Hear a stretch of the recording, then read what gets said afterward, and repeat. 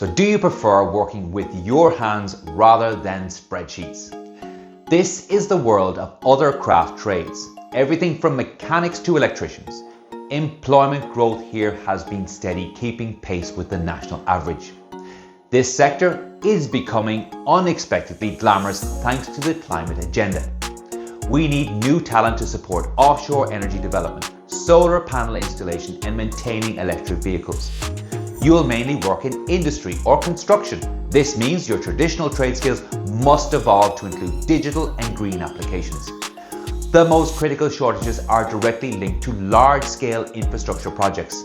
Welders, fabricators, TIG arc welders are needed constantly, especially for energy projects. Electricians, high demand due to new construction, retrofitting, solar PV and EV charging infrastructure. Issues are also noted for CNC programmers, computer numerical control. So if you can weld a wind turbine, you're set for life. Upskilling here is not optional. Mechanics need to know about EVs and electricians need to know about renewable power systems. The supply from apprenticeships is high, especially for electricians, but the demand remains intense.